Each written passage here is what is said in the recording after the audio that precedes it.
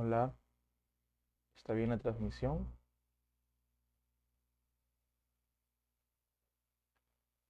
¿Cómo está saliendo todo por allí? Estamos al aire.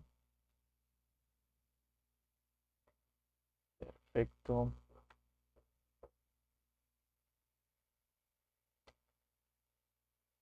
Casi empezamos.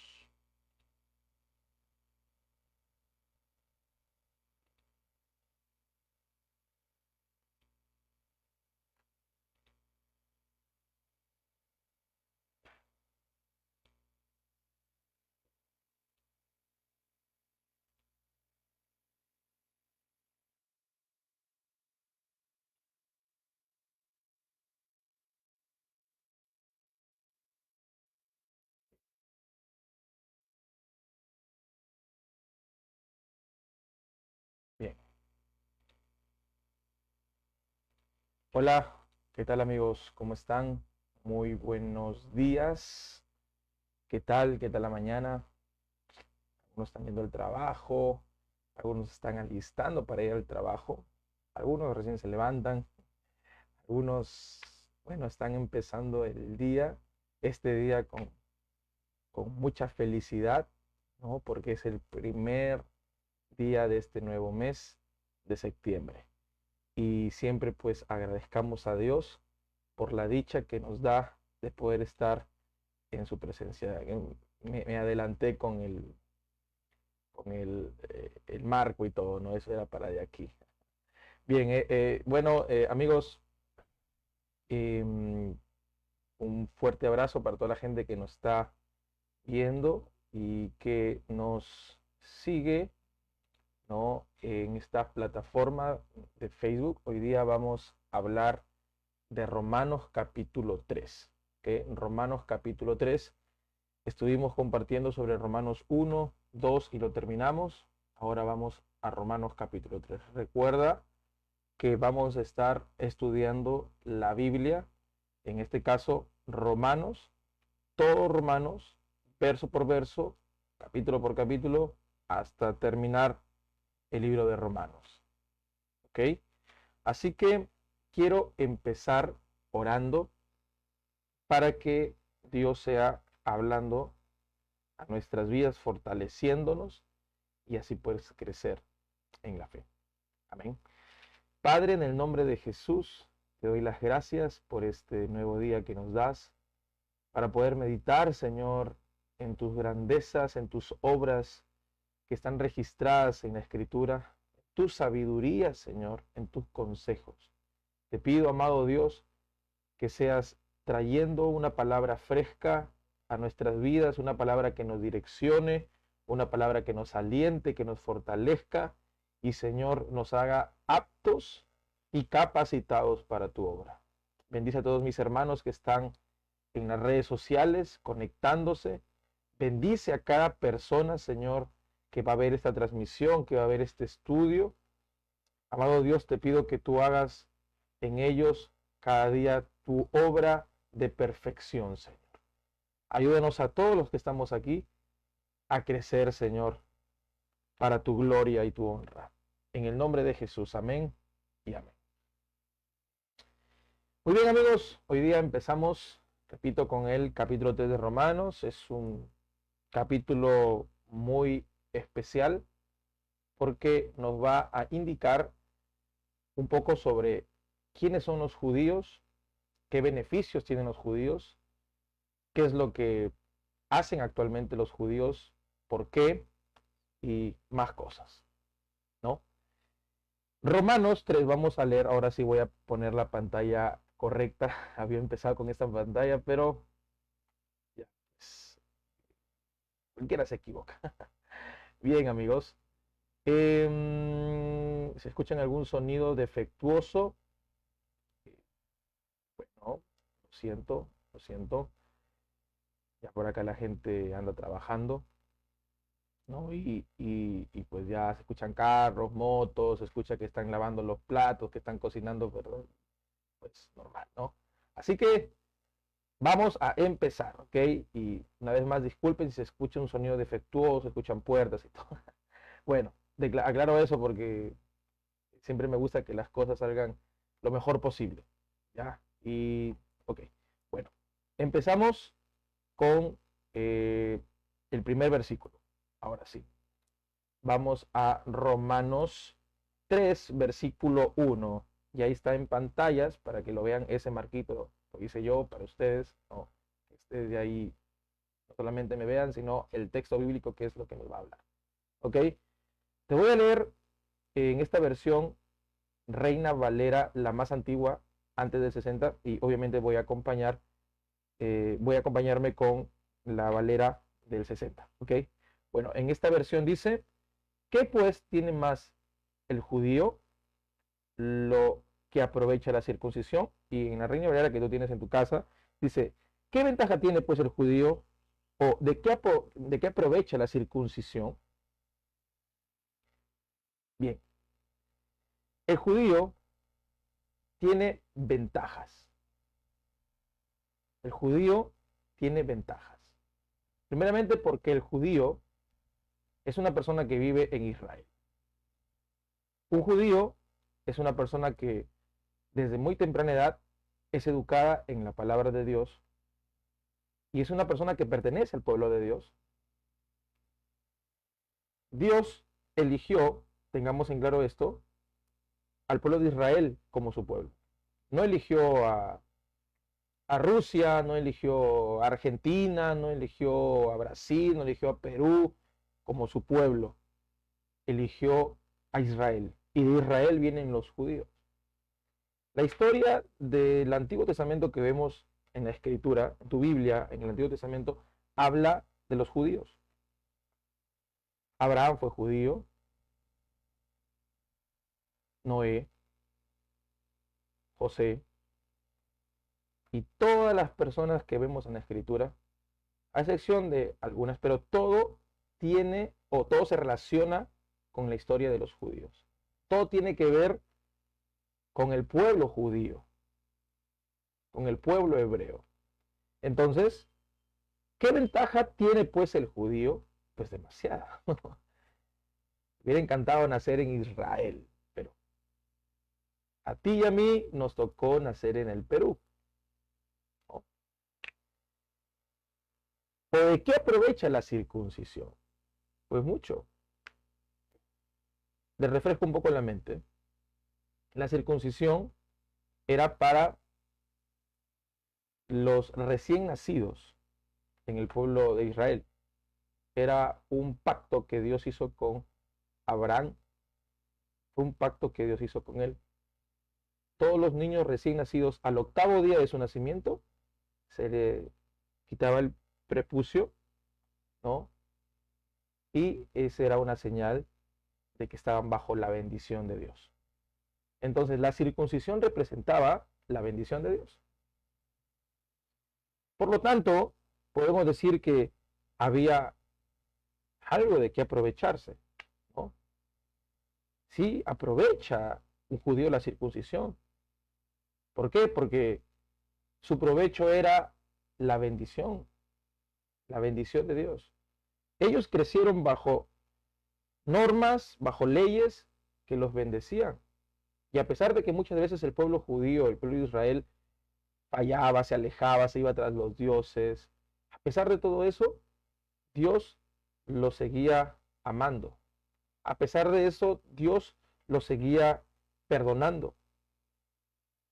Porque el pueblo de Israel es el pueblo escogido, el pueblo amado por Dios. Entonces, voy a repetir, ¿qué ventaja tiene pues el judío o de qué aprovecha la circuncisión? El verso 2 lo responde, dice, allí lo voy a leer, mucho, okay, mucho, en todas maneras. Lo primero, ciertamente, que la palabra de Dios les ha sido confiada. No lo voy a leer aquí. No, mucho, en todas maneras. Primero, ciertamente, que les ha sido confiada la palabra de Dios. Les ha sido confiada la palabra de Dios.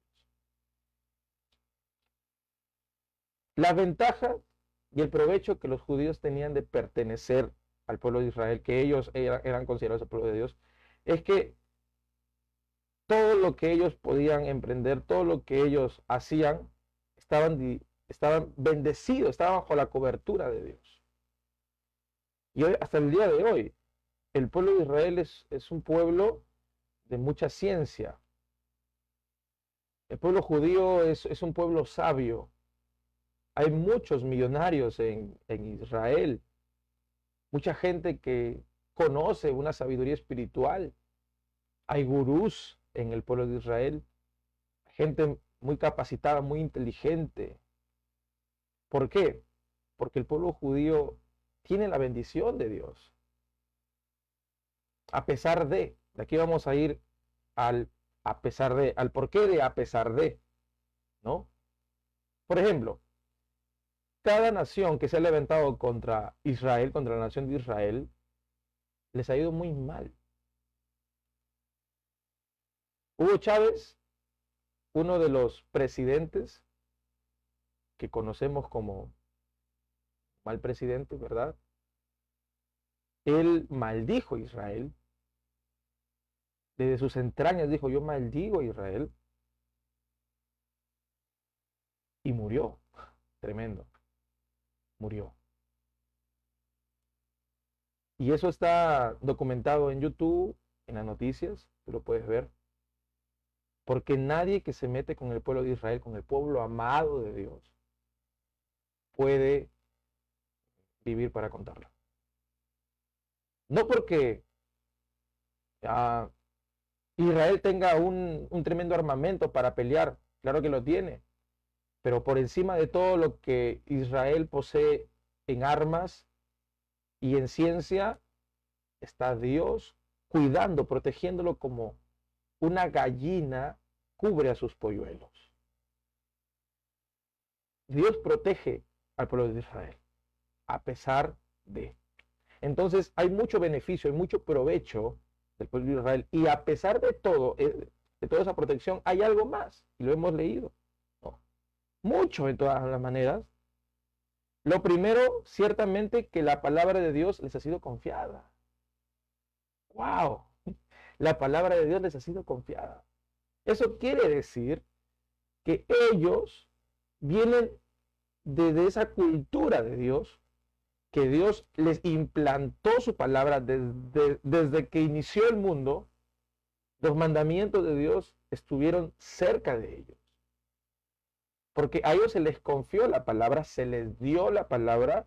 Y escúchenme esto, amados hermanos cristianos, nosotros somos cristianos y conocemos la palabra de Dios y tenemos el Antiguo Testamento y el Nuevo Testamento por los judíos. Jesús nació en Israel y fue judío. Pablo, judío. Pedro, judío. El apóstol Juan, judío. Todos fueron judíos. La palabra de Dios viene por los judíos. La salvación, dice la Escritura, viene de los judíos. O sea, nuestro cristianismo le debe a ellos. O nuestro cristianismo se debe a ellos. Así es. A ellos se les confió la palabra de Dios desde el principio. Dios usó al pueblo judío para que nosotros podamos conocer la palabra de Él.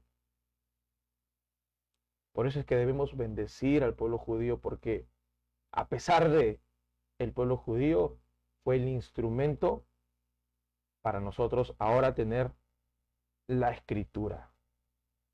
Mucha gente que ha sido salva por la Escritura. Millones de millones de billones de personas han sido salvas por la palabra de Dios, aunque muchas personas han querido destruir la Escritura, nunca lo han logrado. Entonces, sigamos. Primero, ciertamente les ha sido confiada la palabra de Dios. Y déjame ahora llevarlo a un plano más presente, o sea, acá nosotros. Tú y yo ahora pertenecemos al pueblo judío. ¿Ok? Lo hablé anteriormente. Tú y yo somos ahora del pueblo judío, no porque nos ha sido circuncidada o porque hemos sido circuncidados en nuestro prepucio, literalmente en nuestra carne, sino porque existe una circuncisión ahora espiritual en nuestro corazón. Y por eso mismo nosotros somos ahora del pueblo de Israel, no que hayamos nacido allá. ¿Por qué? Porque obviamente naciste en tu país, tu ciudad, ¿verdad? Entonces, nosotros no podemos copiarnos a los judíos en su vestimenta, en sus ritos. Existen iglesias que quieren copiarse los judíos. Por eso es que hay iglesias judaizantes, ¿no? Ellos adoran a Jesús, pero tienen un montón de frutas en el altar, tienen un cuerno de carnero, lo tocan, el shofar, y un montón de cosas que hacen para parecerse a los judíos. Pero nosotros no somos judíos, nosotros somos del pueblo de Israel en nuestra esencia, ¿cómo se dice esto? Cultural, ¿sí? Tenemos una esencia nacional en nuestra nacionalidad. Ajá. Entonces, a pesar de que somos de Israel, no somos judíos. Somos judíos porque hemos sido circuncidados en el espíritu, en el corazón, y ahora nos consideramos del pueblo de Israel. Porque escúchame, el pueblo de Israel es el único pueblo de Dios. ¿Ok? Y nosotros, para ser el pueblo de Dios, tenemos que ser del pueblo de Israel. Espero no los esté confundiendo y les esté colocando en muchas complicaciones mentales ahora. Pero ya más adelante lo vamos a entender mejor. Cuando lleguemos por ahí, por el capítulo 10, 11, ya vamos a entender un poco más de los judíos y cómo así que pertenecemos al pueblo de Israel. Bueno, hemos visto en el estudio pasado un poco de lo de la circuncisión del corazón, así que si no lo has visto, te recomiendo que vayas a verlo para que entiendas, ¿no? Mejor, para no entrar ahora a extenderme mucho en el tema. El punto es que ahora nosotros como pertenecientes de Dios, porque somos su pueblo, también se nos ha sido confiada la palabra de Dios. ¿Sí? O sea, tú, amado hermano, amada hermana, tienes la responsabilidad de llevar la palabra a toda criatura. Tú y yo. Porque los que pertenecen al pueblo de Dios han sido bendecidos con eso. Han sido bendecidos con la palabra y les ha sido confiada la palabra de Dios. Hay una gran responsabilidad en la mano de los cristianos. Muchos no quieren tomar la responsabilidad, pero déjame decirte que tienes una gran responsabilidad. Porque al que mucho se le da, mucho se le demanda. Al que mucho se le da, mucho se le demanda. Entonces, tú y yo hemos sido llamados a hablar de la palabra de Dios, a compartir las buenas nuevas del Señor, a dar libertad a los cautivos, a pregonar el año de salvación, el año próspero del Señor. Hemos sido llamados a reflejar la Escritura a través de nuestras vidas. Bien. Verso 3. En pantalla sale. Okay. Pues que si algunos de ellos han sido incrédulos, la incredulidad de ellos habrá hecho vana la verdad de Dios. ¿Habrá hecho vana la verdad de Dios? ¿Su incredulidad lo habrá hecho?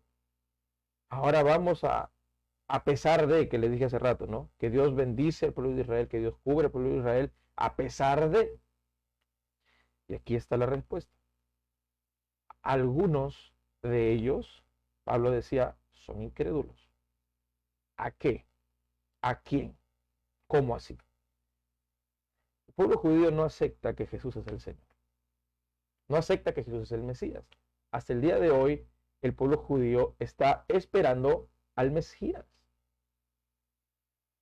El pueblo judío tiene 13 leyes de fe, 13 declaraciones de fe.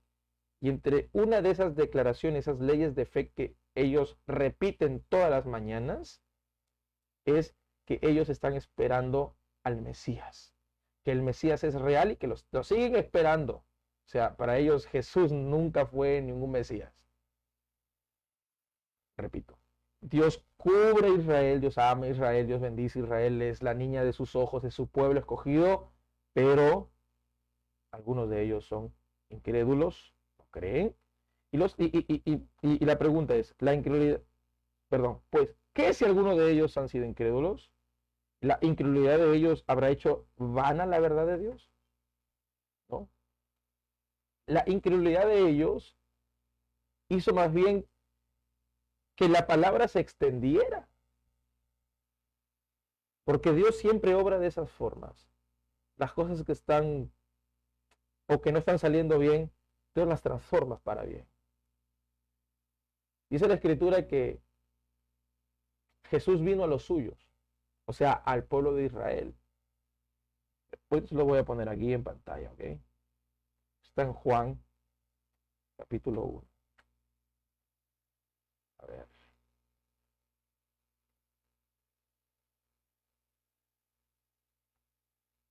Ahí está. Juan 1:11. A los suyos vino y los suyos no le recibieron. ¿Verdad? A los suyos vino y los suyos no le recibieron. Jesús no nació en Perú. Jesús no nació en Italia. Jesús nació en Israel.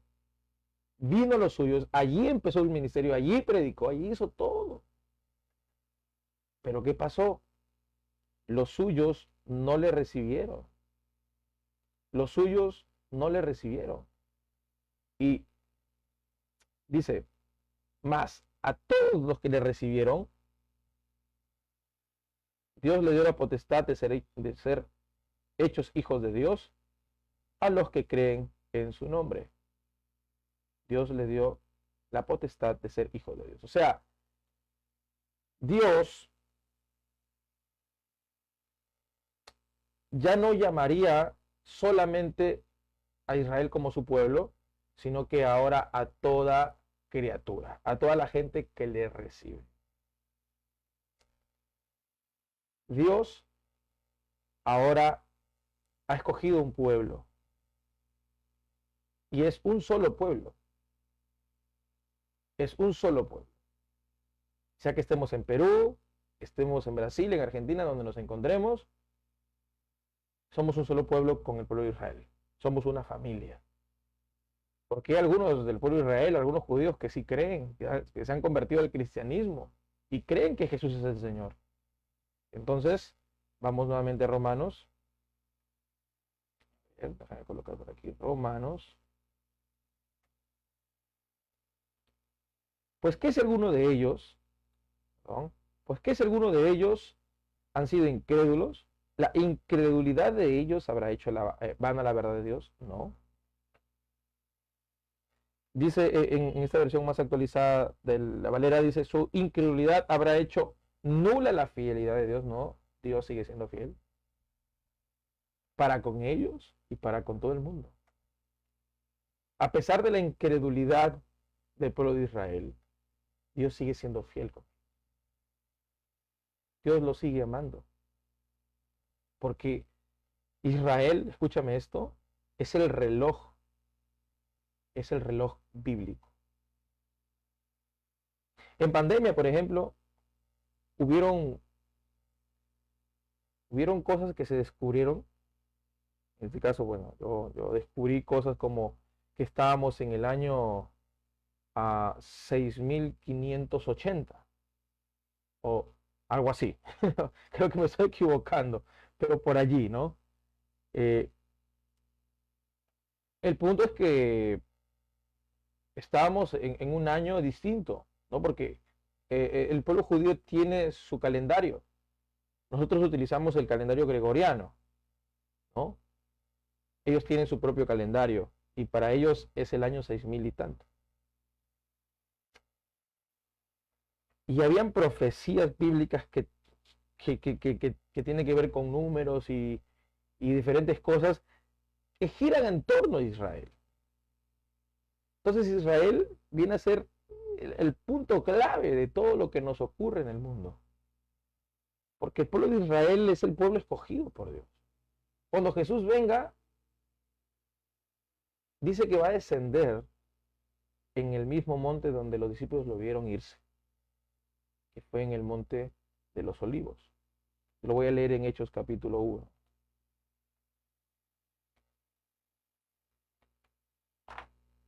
Hechos 1. Un momento para buscarlo.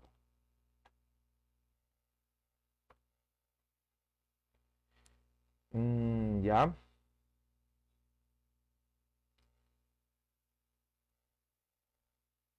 Ya está.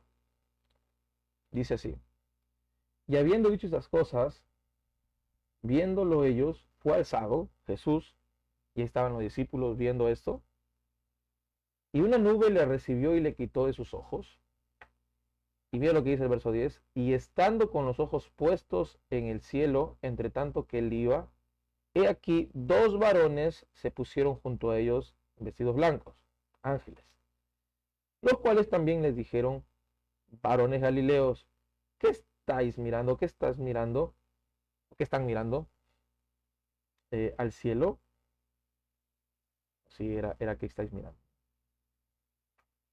Este mismo Jesús que ha sido tomado desde vosotros arriba en el cielo, así vendrá como le habéis visto ir al cielo.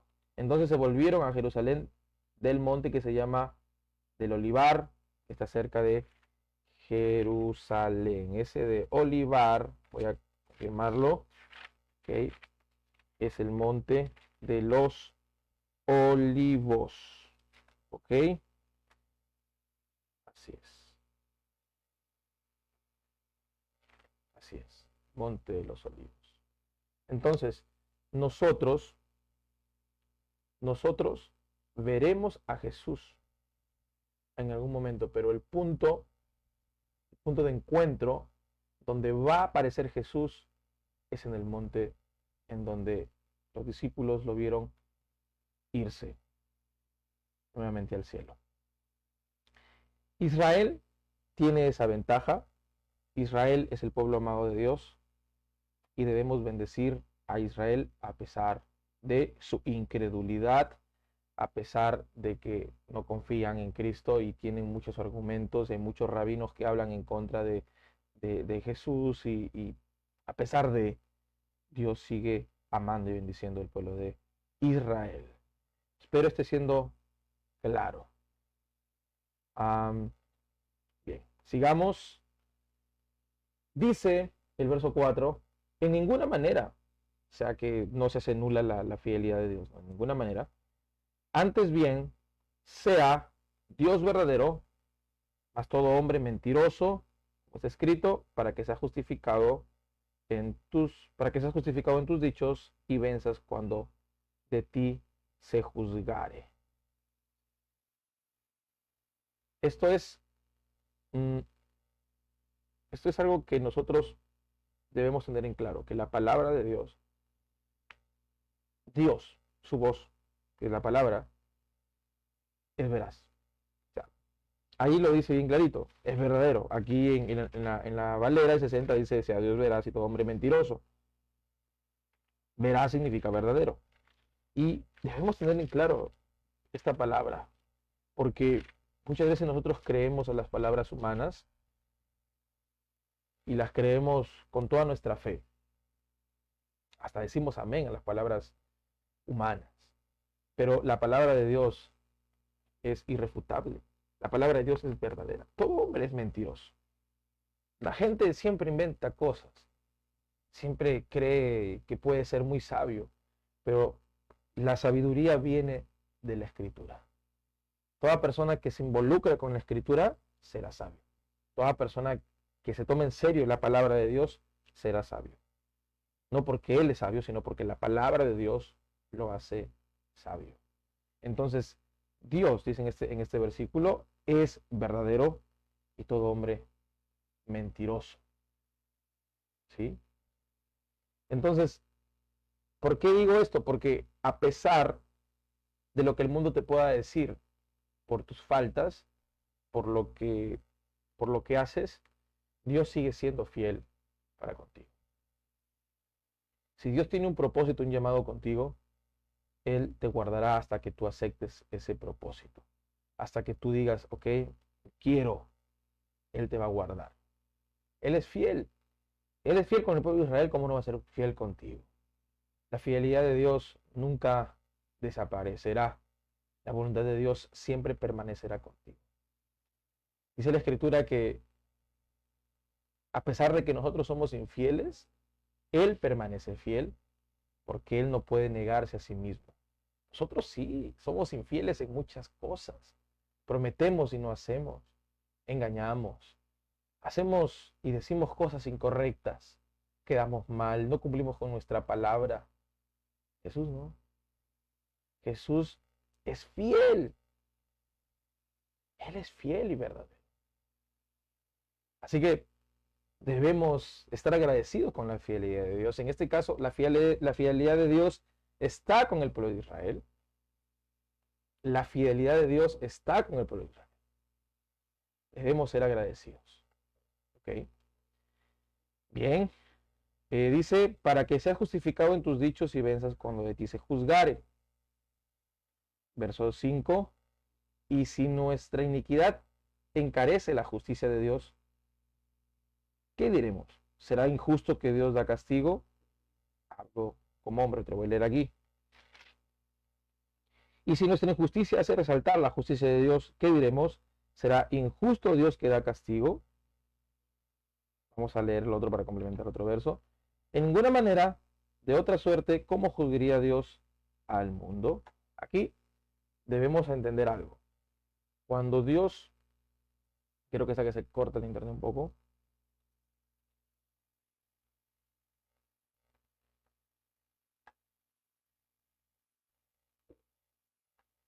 Ok, creo que ya volvimos. Está fallando un poco el internet aquí, me parece. Bueno,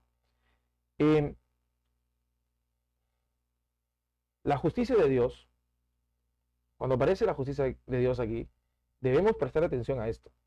Porque la justicia de Dios es justa. No es una justicia injusta. Suena extraño, pero hay gente que dice que hace justicia, pero en realidad está siendo injusto. No es imparcial. Siempre tiene motivaciones incorrectas, tiene favoritismos, pero no. Dios es justo, es un juez justo. Y para que alguien juzgue, tiene que ser justo. Y el único que nos juzga es Dios. El único juez justo es Dios.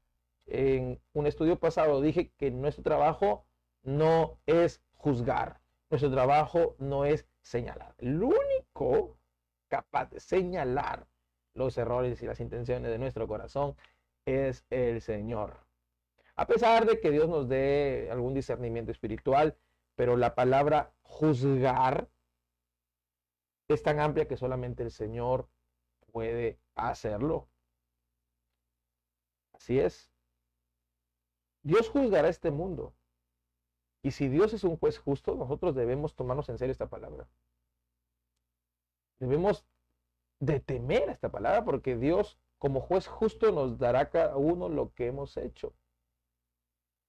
Dios es juez justo. Así que, dice aquí, retrocedo, y si nuestra iniquidad encarece la justicia de Dios, o si nuestra injusticia hace resaltar la justicia de Dios, ¿qué diremos? ¿Será injusto Dios que da castigo? O sea, si nuestra iniquidad o si nuestra injusticia hace resaltar la justicia de Dios, diremos, ¿será injusto Dios que da castigo? En pocas palabras, Pablo está diciendo, si yo hago lo malo, o en este caso, si el pueblo de Dios hace lo malo, pero eso hace que Dios pues demuestre su justicia, hace resaltar su justicia, entonces recibiremos algún castigo como si fuéramos pecadores, ¿no? ¿Será injusto Dios que da castigo? O sea, a ver, quiero explicar esto. Todo tiene que ver con Israel. ¿Ok? Pablo está hablando de Israel. Está hablando de su pueblo, donde él pertenece. Repito, él es judío. Y está diciendo, él está hablando por ellos, ¿no? Si nuestra injusticia hace resaltar la justicia de Dios, ¿qué diremos? O sea, Pablo está diciendo, la injusticia de ellos es la incredulidad, no creer. Y no creer en Jesús es pecado, ¿no? Porque si no crees en Cristo, dice la Escritura, que ya has sido condenado. Entonces Pablo está diciendo, nuestra injusticia resalta más la justicia de Dios. Eso quiere decir que su incredulidad hace que esa justicia resalte más, que llegue a más lugares, en pocas palabras, que se haga más visto, porque en Hechos capítulo 1, verso 8, en Hechos capítulo 1, verso 8, Jesús antes de ascender al cielo le dice a sus discípulos, vayan, ¿verdad? Jerusalén, Judea, y después termina diciendo, y hasta hasta los rincones de la tierra, ¿no? Hasta las tiendas muy lejanas, hasta lo último de la tierra. Esa era la misión de, en este caso, los judíos llenos del Espíritu, ¿no? Después de ser llenos del Espíritu Santo. Entonces, ¿qué pasó con ellos que a pesar de haber recibido esta misión, esta comisión de predicar la palabra a toda criatura, ellos se quedaron en su entorno? Para ellos, la salvación era exclusivamente de ellos y para su pueblo. Así que no salieron de Israel porque ellos no querían compartirlo con otra gente. Qué extraño, ¿no? El mandato de Dios fue, vayan por todo el mundo y prediquen el evangelio. Pero no hicieron caso. Y hay algo que me gustó de un predicador, eso lo voy a mencionar, porque dijo esto, él lo notó. Dice que cuando uno cumple el mandato de Hechos, capítulo 1, verso 8, entonces empezamos o vamos a cumplirlo, ese mandato vamos a cumplirlo cuando nos pase algo como en mismo Hechos, capítulo 8, verso 1. O sea, al revés, ¿verdad? 1:8 y en este caso 8:1. ¿Y qué dice en Hechos capítulo 8, verso 1? De que fueron dispersos. Hubo una persecución y gracias a esa persecución el evangelio empezó a llevarse a otras fronteras. Salieron de su zona de confort y ya no se quedaron con la palabra de Dios, sino que ahora empezaron a expandirse. Entonces, esa es la injusticia que los judíos en este caso tenían y tienen, de que la palabra de Dios solamente se queda para ellos y en este caso las personas cristianas creían, no, en ese tiempo, de que solamente la palabra de Dios era para ellos. Pero tanto estos cristianos judíos, como los judíos que no son cristianos, hacen de que la salvación llegue a todo lugar. Porque por la injusticia de ellos se hace resaltar, se hace más visible la justicia de Dios para el mundo. Y miren lo que dice más adelante. En ninguna manera, de otra suerte, ¿cómo juzgaría Dios al mundo? Espero, si la verdad de Dios por mi mentira creció a gloria suya, ¿por qué aún así soy yo juzgado como pecador? Voy a leerlo aquí porque está medio extraño esas palabras. ¿Y por qué no decir, perdón, pero si por mi mentira la verdad de Dios abundó para su gloria, ¿por qué aún soy juzgado como pecador? Tremendo. Pero si por mi mentira la verdad de Dios abundó para su gloria, ¿por qué aún soy juzgado como pecador? Nuevamente está hablando de Israel, está hablando de la injusticia de Dios, la injusticia de ellos, la mentira de ellos, ese corazón que tenían, pero que todo eso redundó para bien, redundó para bien. Ahora, este verso también habla de que muchas pues, personas piensan de que a pesar de lo que hacen, pues si Dios lo utiliza para bien, pues lo hago, ¿no? A las finales todo habrá para bien. Pero no, es como decir que Judas, ¿no? Su acto de injusticia contra Jesús, pues luego se lo recrimina a Dios. Hay predicaciones que hablan de que Judas cumplió el plan de Dios, que Judas debía negar a Jesús, sino Jesús no iba a ir a la cruz. Y déjame te explico esto. Judas tenía, Judas tenía el, uh, el deber de decidir. Él pudo decidir. Quizás uh, negó a Cristo, ¿sí? Lo negó y lo traicionó, pero la decisión de quitarse la vida, la culpa, ya fue su decisión. Él tuvo ese deber de decidir. Entonces, Judas no puede decir, pues Dios ya me había pronosticado o ya había, perdón, predestinado de que yo iba a traicionar a Jesús. Así que no me puede juzgar, porque aquí entro en materia, ¿no? Dice, pero si la verdad de Dios, perdón, pero si por mi mentira la verdad de Dios abundó para su gloria, ¿por qué no soy juzgado como pecador? No, pero si yo, dice Judas, si yo pequé y eso hizo que se cumpliera tu voluntad, ¿por qué me juzgas como pecador? Porque todo lo malo y lo bueno que pasa tiene que ver con una perfecta voluntad. Y déjeme decirle que no es así. Hay cosas que no son la voluntad de Dios y que nosotros pues hacemos. Nuestros pecados no son la voluntad de Dios. No es que Dios quiere que pequemos y pecamos y ya, y Dios tiene que arreglar las cosas. El pecado no es la voluntad de Dios, es nuestra decisión pecar. Dice la Escritura que Dios no tienta a nadie, Él no hace pecar a nadie, porque Dios no tienta a nadie ni es tentado por nadie. Eso le dice Santiago. Nadie diga que Dios me mandó esto, no, no, no. Dios no tienta a nadie. Tú eres el que cae en tentación por las concupiscencias de tu carne, de tu ser, con las cosas que tú luchas. Dios no quiere que peque, Dios no quiere que peque, pero a veces pecamos. Y Dios tiene que hacer cosas como malabares con nosotros. Y se cumple lo que dice Romanos 8:1. Que todas las cosas obran para bien para a los que aman a Dios. A los que aman a Dios. Cuando David pecó, por ejemplo, cuando David pecó con Betsabé, él luego escribió un salmo que dice que su pecado hacía que Dios pues sea justo. Que su pecado hacía resaltar la justicia de Dios, como lo hemos leído. Para que la gente conozca que tú eres justo y yo un pecador, dice David. Pero no podemos justificar nuestros pecados. Dios es justo. Así es. Dios es justo. Y Dios es bueno y es fiel y nos perdona.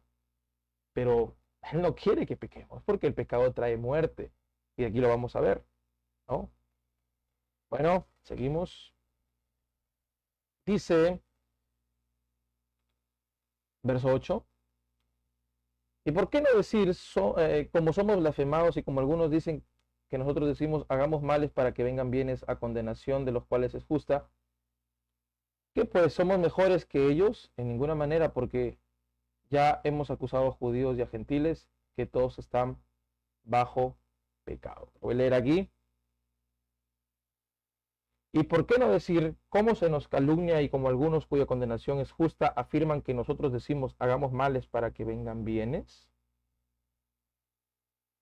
Que pues somos nosotros mejores que ellos, en ninguna manera, pues ya hemos acusado a judíos y a gentiles que todos están bajo pecado. Verso 8. Hagamos males para que vengan bienes. No. No digamos una teología liberal. Cuando oigamos ese tipo de mensajes, corramos. Y claro que ese tipo de mensajes favorecen a los que les gusta pecar. Queremos escuchar a predicadores liberales que hablan sus pensamientos. Y mira lo que dice Pablo aquí, ¿no? Pablo está siendo bien claro. Pablo aclara de que hay gente que habla así, ¿no? Hagamos males para que vengan bienes. Así no es. Debemos respetar la justicia de Dios, la paciencia de Dios, el amor de Dios. Debemos respetarlo. El Señor no va a seguir perdonando, el Señor no va a seguir salvando, el Señor va a hacerlo, pero que eso no haga que nosotros nos aprovechemos, ¿verdad? Bueno, seguimos con el verso 9, que ya es otro título que dice, no hay justo, y con esto voy a terminar. Ya luego vamos a dedicarle otro tiempo a este capítulo para culminar el capítulo, ¿sí? Dice, no hay justo. ¿Qué pues? ¿Somos nosotros mejores que ellos? En ninguna manera, pues. Ya hemos acusado a judíos y a gentiles que todos están bajo pecado. ¿Okay? Todos están bajo pecado. Todos. Y si todos estamos bajo pecado, definitivamente necesitamos la misericordia de Dios. El único requisito para que tú experimentes la misericordia de Dios es estar en pecado. Es pecar.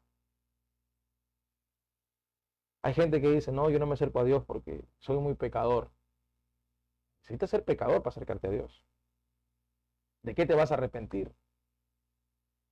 Sí, pero ahora algunas personas dicen, no, es que yo no peco, yo no salgo a tomar, yo no fumo, yo no estoy haciendo cosas malas, no robo.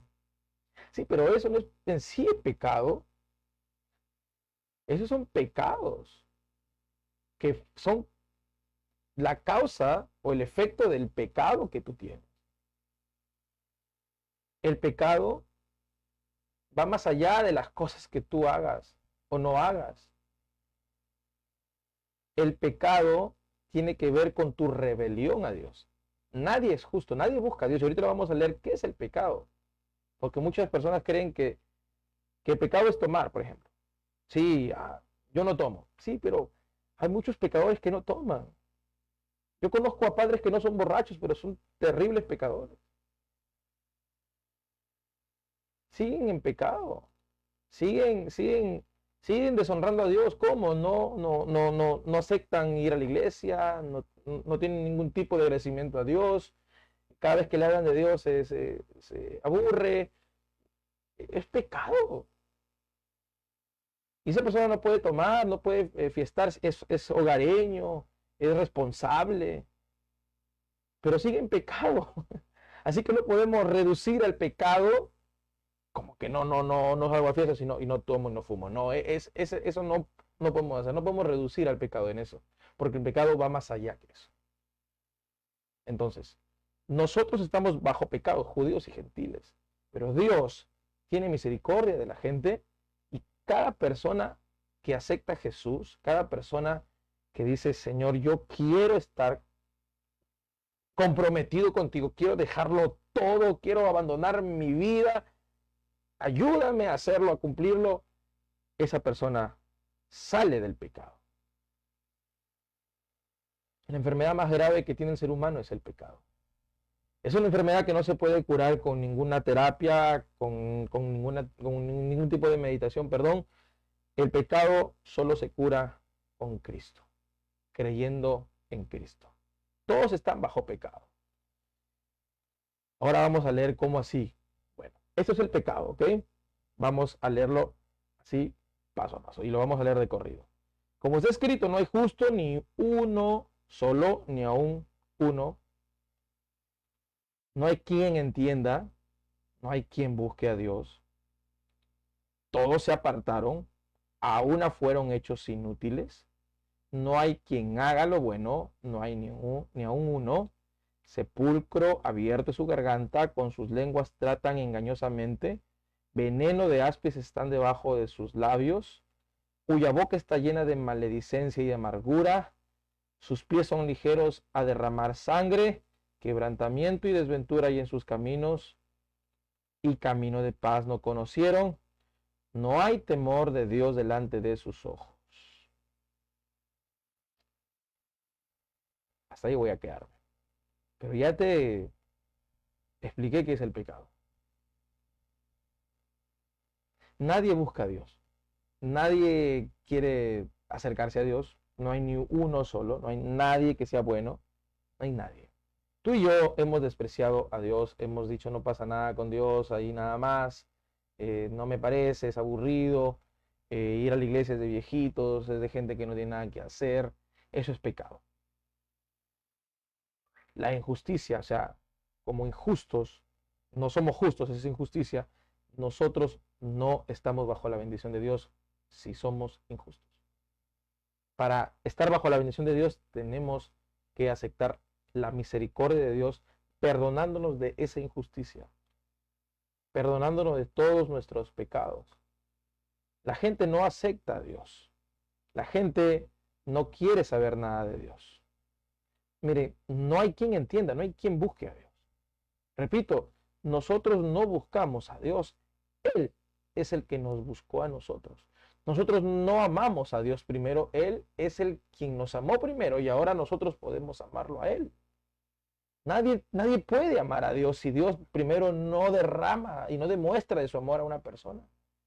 Nadie como una persona que ha sido perdonada de todos sus pecados y siente el perdón y el amor de la limpieza en todo su ser. Esa persona está agradecida y ama a Dios. Pero una persona que no ha recibido ese amor espiritual, ese amor de Dios limpiando los pecados de alguien, esa persona no sabe lo que es el amor de Dios. Ve a Dios como una simple religión, como alguien a quien buscar simplemente cuando hay algo malo, porque la gente normalmente busca a Dios cuando las cosas van mal, cuando hay alguien enfermo, cuando están en un estado crónico y crítico. Es la gente.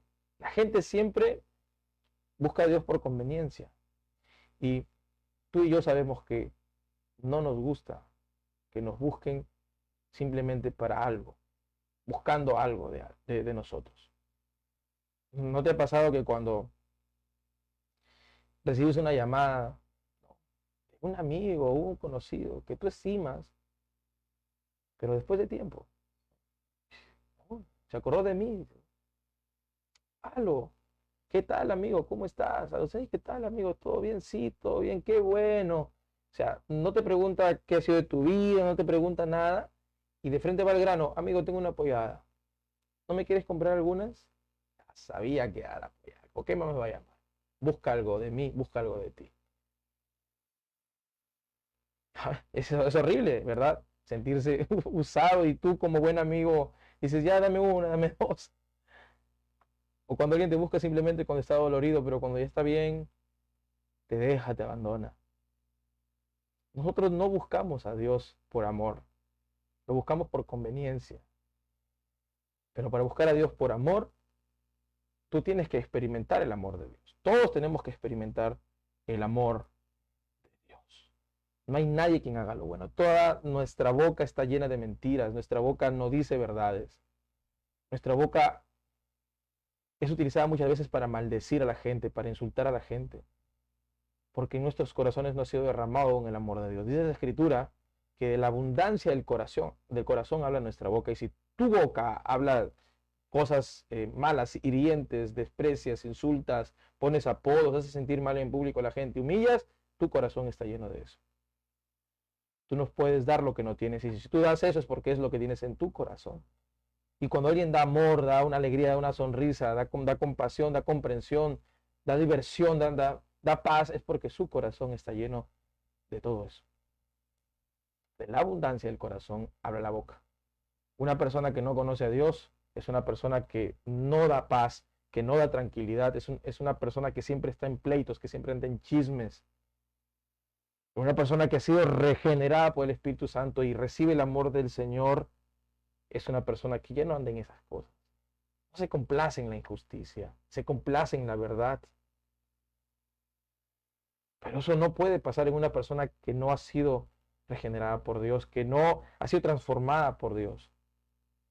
Deja que el Señor te transforme. Deja que el Señor convierta tu injusticia ahora en justicia, que de ser injusto ahora seas justo, no porque tú mereces ser justo, sino porque el Señor te hace justo por su misericordia. Él quiere hacerte justo.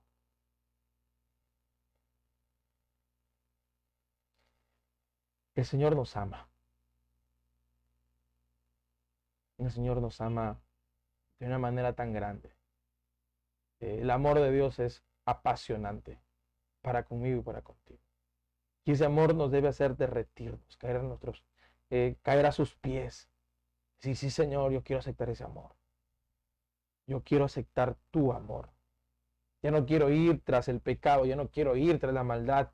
Quiero refugiarme en tu amor. Ese amor de Dios es un amor que no se puede explicar. Solamente necesitamos aceptarlo. Decir, sí, Señor, tú me amas y yo quiero experimentar ese amor. Acepto ese amor. Que una vez que eso haya pasado, paz vendrá a tu vida. Habrá orden en tu vida. Las cosas cambiarán. Las cosas cambiarán. Te lo prometo, las cosas cambiarán. Tendrás un nuevo nombre. Si antes se llamaban o te conocían por algo malo, ahora te conocerán con otro nombre. Serás un hijo de Dios, revestido por Dios, por su gracia y su presencia. La gente no tiene temor de Dios. Es lo que dice aquí, ¿no? No hay temor de Dios delante de sus ojos. La gente no tiene temor de Dios. Siente que Dios es un chiste, es un juego, pero cuando alguien viene a Dios, hay un temor, hay una reverencia a Dios, hay un respeto a Dios. Eso es lo que Dios quiere de nosotros, que respetemos su presencia, que respetemos lo que Él es. ¿Y cómo no hacerlo, hermanos? ¿Cómo no hacerlo? Si Él nos ama, ¿cómo no? Tú no le responderías a alguien que no te ama de manera injusta, a no ser que seas alguien muy malo. Al menos haz el intento. Intenta agradar al Señor. Anda a su casa, escucha la escritura, predicas, lee la Biblia. Acepta esa invitación que te hace tu amigo, tu vecino a la iglesia. Acepta la invitación que él te hace. Bueno, hoy día hemos culminado esta parte. Mañana voy a culminar la otra, ¿no? Para terminar el capítulo 3 y así avanzar. Son pocos capítulos que trae Romanos, pero profundos. Si atendemos a las verdades de Dios, créanme que vamos a crecer en nuestra fe. Así que todo esto está haciendo para el crecimiento de nuestra fe y para que la gente llegue a comprender a Dios, para que conozca a Dios a través de su palabra y que así podamos glorificarle. Déjame orar por ti antes de retirarme. Padre, en el nombre de Jesús, te agradezco por este tiempo maravilloso en tu palabra, donde hemos experimentado el amor que tú tienes para con tu pueblo Israel y el amor que tú tienes para con nosotros, que nos quieres, Señor, justificar, nos quieres santificar, que nos quieres, Señor, hacer o convertir de personas pecadoras a personas santas, personas limpias. Ese eres tú. Tu bondad, tu fidelidad hace que nosotros permanezcamos aún aquí. No podemos ignorar, Señor, las riquezas que tú tienes, que es la misericordia, la tolerancia, que es tu paciencia, Señor, para con nosotros. Y creo firmemente, Señor, que hay personas que están experimentando esa paciencia, están experimentando ese amor y caerán rendidas a tus pies. Señor, te pido que fortalezcas la vida de mis hermanos que están en esa pantalla, que están en esa transmisión. Ayúdales en sus vidas, Señor, a conocerte más y que puedan de esa forma experimentar esa dimensión de gloria que tú solamente puedes dar a experimentar, una dimensión de paz, es un ambiente de felicidad, un ambiente de alegría, un ambiente espiritual, de gozo espiritual. Señor, tu palabra sea alimentando cada día a estas personas, que sea alimentando mi vida, Señor, y que sigamos todos, Señor, fortaleciéndonos a través de tu palabra. En el nombre de Jesús, amén y amén. Muchas, pero muchas gracias, amigos. Espero que este estudio les haya gustado, les haya fortalecido. Si es así, ayúdame con tu like, un comentario, compártelo. Y bueno, nos estamos viendo el día de mañana con la bendición de Dios. Cuídate mucho, que tengas un primer día de este nuevo mes. Próspero, bendecido, excelente, que te vaya bien en tu trabajo, o ya si estás en trabajo, que hagas bien las cosas, ¿no? Haz las cosas con excelencia, disfruta la vida, disfruta a Dios, disfruta su presencia. Que Dios te bendiga.